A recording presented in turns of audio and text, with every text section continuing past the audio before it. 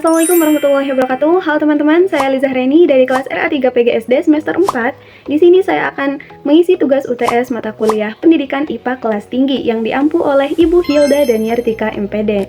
Nah, di sini saya mengambil tema tentang gaya dan juga gerak, di mana gaya itu adalah sebuah tarikan atau dorongan yang bisa membuat sebuah benda itu bergerak, berhenti, berubah arah sampai berubah bentuk.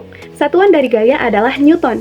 Contoh gaya dalam kehidupan sehari-hari ada menendang bola, menarik pintu, mendorong meja, mengangkat tas, dan masih banyak lagi. Yang selanjutnya ada jenis-jenis gaya. Jenis-jenis gaya itu terbagi menjadi 5. Yang pertama itu adalah gaya otot. Contohnya itu seperti mengayuh sepeda, menarik gerobak. Nah, dia menggunakan tenaga atau otot manusia. Manusia bisa hewan, seperti itu. Nah, yang kedua ada gaya gravitasi. Gaya gravitasi ini adalah gaya tarik bumi. Contohnya seperti buah jatuh dari pohon, bola jatuh ke tanah, kita berjalan di tanah. Nah, itu dia termasuk gaya gravitasi. Yang ketiga ada gaya gesek. Gaya gesek ini timbul karena dua permukaan yang saling bersentuhan. Contohnya seperti rem sepeda yang menghentikan roda ataupun ban kendaraan yang bersentuhan dengan jalanan.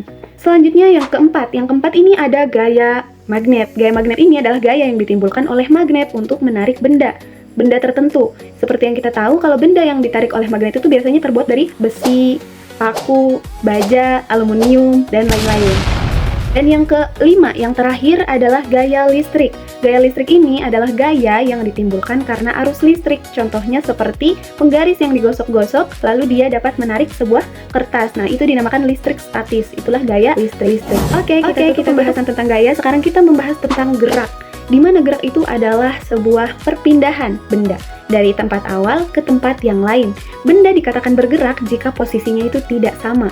Contoh gerak itu ada banyak sekali dan salah satunya ada mobil yang berjalan di jalanan, burung yang terbang, kipas angin yang berputar, dan masih banyak lagi. Selanjutnya ada jenis-jenis gerak. Jenis-jenis gerak terbagi menjadi 3. Yang pertama itu gerak lurus. Di mana gerak lurus ini dia memiliki lintasan yang lurus. Contohnya seperti kereta yang berjalan di rel yang lurus. Yang kedua ada gerak melingkar.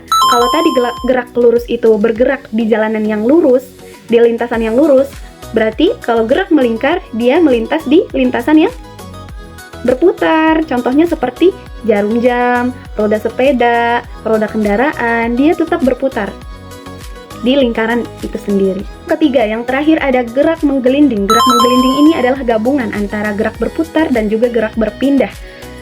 Contohnya itu seperti bola yang menggelinding.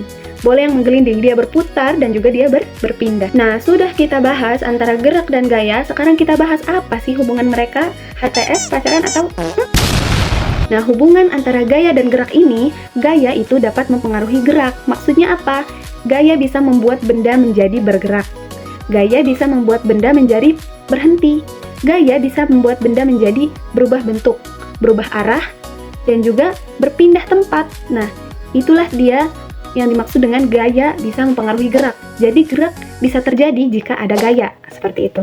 Yang selanjutnya ada hukum Newton tentang gerak, di mana ada 3 hukum Newton. Hukum Newton yang pertama dia adalah kelembaman. Dia berbunyi, benda akan tetap diam ataupun bergerak lurus jika tidak ada benda lain yang bekerja padanya. Maksudnya, sebuah benda ini tidak akan bergerak maupun tidak akan berhenti jika tidak ada benda lain yang menggerakkan ataupun menghentikannya. Seperti itu.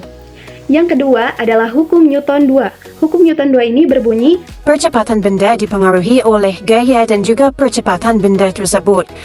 rumusnya itu F sama dengan M kali A, di mana F itu adalah gaya yang satuannya Newton, M itu adalah massa yang satuannya kilogram, A itu adalah kecepatan yang satuannya meter per sekon kuadrat. Yang selanjutnya ada hukum Newton 3, di mana hukum Newton 3 ini berbunyi, setiap aksi akan selalu menghasilkan reaksi yang sama besar dan berlawanan. Contohnya seperti roket yang meluncur ke atas karena dia mengeluarkan gas dari bawah, mengeluarkan gas ke bawah sehingga dia memantul ke atas.